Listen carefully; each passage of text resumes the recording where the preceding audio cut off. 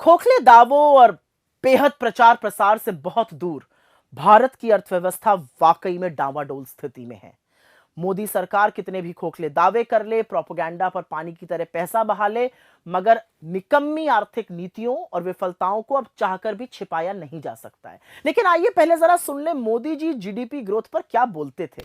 साथियों, 7%, 8% की विकास दर से आगे बढ़कर हमें डबल डिजिट की विकास दर प्राप्त करने के लक्ष्य पर काम करना समय की मांग है। तो सुना आपने, डबल डिजिट तो बड़े दूर की बात है। इनकी सरकार के खुद के आंकड़े ही बता रहे हैं कि इस साल मतलब 2024-25 में जीडीपी ग्रोथ मात्र 6.4% की होने वाली है, जो ना सिर्फ 4 साल में सबसे कम है बल्कि कोरोना महामारी के बाद की सबसे निचली ग्रोथ रेट रहेगी। यह आंकड़ा एनएसओ ने जारी किया है। हर बार वो अग्रिम अनुमान जारी करते हैं बजट के पहले। इससे लेकिन कुछ गंभीर सवाल उठते हैं, क्योंकि इसका लोगों पर क्या कहर बरपेगा। इसकी ना तो सरकार को, ना रिजर्व बैंक ऑफ इंडिया को कोई सुध है और ना शायद कोई परवाह है। आप सोचिए कि नवंबर 2024 की शुरुआत तक आरबीआई जो था वो 7.5% की जीडीपी ग्रोथ रेट का अनुमान लगाकर बैठा था और सरकार को यह आशा थी कि जीडीपी ग्रोथ रेट आएगा 7.2% पे। अब अनुमान 6.4% पर हो गया है। इन दोनों एजेंसियों के पास हर तरह का आंकड़ा है, हर तरह का इकोनॉमिक डेटा है, हाई फ्रीक्वेंसी इंडिकेटर होते हैं, और उसके बावजूद भी ये इतने अनभिज्ञ हैं।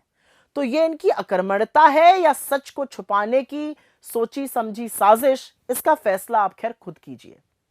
सरकार के मंत्री और सत्तारूढ़ बीजेपी के जो पदाधिकारी हैं वो विशेषज्ञों को, इकोनॉमिस्ट्स पर खूब कटाक्ष कसते हैं और जितनी मर्जी हो कटाक्ष कसिए, लेकिन असलियत यह है कि इस सरकार ने देश के लोगों को कम ग्रोथ और कमर तोड़ महंगाई से जूझने को मजबूर किया है। इसका बड़ा कारण यह है कि सरकार आर्थिक तंगी की असलियत को स्वीकारना ही नहीं चाहती। तो जब स्वीकारेंगे नहीं तो समाधान क्या, खाक ढूंढेंगे। और लगातार यह होता जा रहा है, पिछले 10 वर्षों में हमने देखा है। खपत की बात करते हैं, मतलब उपभोग, मतलब कंजम्पशन, जीडीपी का 2/3 हिस्सा है। इसलिए जब इसमें कमी होती है तो चिंताजनक स्थिति बनती है। और ये भी दिखाता है कि मध्यम वर्ग पे और गरीब पर कम ग्रोथ का क्या प्रभाव होता है। डेटा साबित करता है कि लोग आज भोजन और शिक्षा जैसी आवश्यक वस्तुओं पर कम खर्च कर रहे हैं। जो प्राइवेट कंजम्पशन पर खर्च की ग्रोथ होती है वो पिछली तिमाही में 7.4% थी, अब घटकर 6% रह गई है। एफएमसीजी कंपनियां, वही कंपनियां जो साबुन, तेल, शैम्पू वगैरह बनाती हैं, उन्होंने ये बड़ा खुलासा किया है कि अब छोटे छोटे पैकेज की जो मांग है वो ज्यादा हो रही है। तो यह स्पष्ट करता है कि लोगों के पास जरूरी सामान खरीदने के लिए भी उपयुक्त पैसा नहीं है। मैन्युफैक्चरिंग, जहां पर बहुत सारी नौकरियां बन सकती हैं और जहां पर फोकस होना चाहिए सरकार का, पिछले वित्तीय वर्ष में कोई 9% से ज्यादा की ग्रोथ थी, इस बार घटकर 5.3% रह गई है। माइनिंग, जहां पर ग्रोथ 7.1% थी, वो घटकर महज 2.9 पर रह गई है। निर्यात मतलब एक्सपोर्ट, उसमें भी गिरावट जारी है। तो ये सब देखते हुए निवेश मतलब इन्वेस्टमेंट बिल्कुल ठप पड़ा है। इसमें तो कोई आश्चर्य होना ही नहीं चाहिए। यह अलग बात है कि बदले की भावना से काम करने वाली ईडी, सीबीआई, इनकम टैक्स जैसी एजेंसियों के दबाव में भारतीय उद्योग जगत के बड़े बड़े खिलाड़ी भड़े मोदी जी के कसीदे पढ़ें, उनका गुणगान करें, लेकिन पैसा लगाने से तो उन्होंने भी बिल्कुल इनकार कर दिया और इसीलिए इन्वेस्टमेंट हो नहीं रहा है। तो बेरोजगारी, कम आय, आवश्यक वस्तुओं पर जबरदस्त टैक्स और कमर तोड़ महंगाई के कारण लोग आज अपने भविष्य की बचत से खर्च करने को मजबूर हो चुके हैं। जो घरेलू बचत है वो 50 साल के सबसे निचले स्तर पर है। यही नहीं, आज जीवन जीने के लिए लोग जेवर गिरवी रखने को मजबूर हैं और ऐसा करने वालों की संख्या में 50% की बढ़ोतरी हुई है। लोन लेकर ना चुकाने वालों में 30% की बढ़ोतरी हुई है। सेकेंडरी स्कूल के एडमिशन में गिरावट हुई है।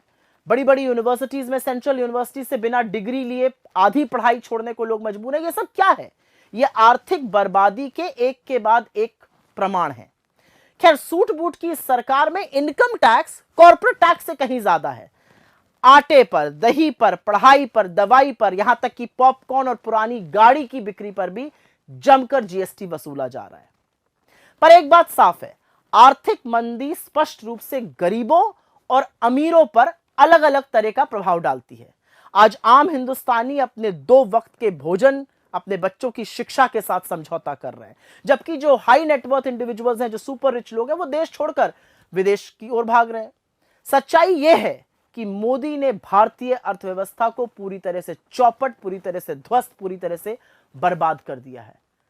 असलियत यह भी है कि आप उन वेबसाइट को तो हटा सकते हैं जहां पर डॉक्टर मनमोहन सिंह के कार्यकाल में जीडीपी की ज्यादा ग्रोथ लिखी थी, लेकिन क्या आप इस फैक्ट को नकार सकते हैं कि यूपीए के शासनकाल में 2004 से 14 के बीच एवरेज जीडीपी ग्रोथ हर साल 7.5% की थी और आपके 10 साल के शासनकाल में वो महज 6.5% रही है।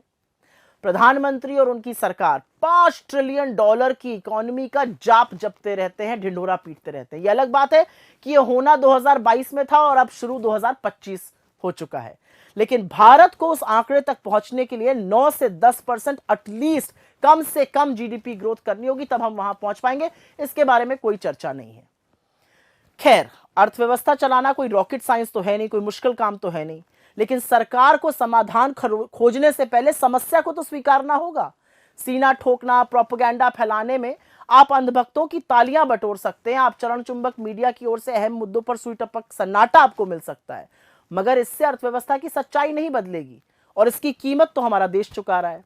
आने वाले केंद्रीय बजट में वैसे सरकार के पास एक मौका है कि कंजम्पशन, इन्वेस्टमेंट, उपभोग, निवेश दोनों पर ध्यान दें और उसको बढ़ाया जाए। मगर क्या सरकार अर्थव्यवस्था को सुधार कर देश को प्रगति की ओर ले जाएगी या पूरे देश में खुदाई करा करा के मुद्दों से भटकाती रहेगी? एक बात तय है कि भीषण बेरोजगारी, भयावह महंगाई और कम आय से जूझ रहे मेरे देश का काम 6.4% जीडीपी ग्रोथ से कतई चलने वाला नहीं है और इसके बारे में नरेंद्र मोदी और उनकी सरकार को सोचना ही पड़ेगा।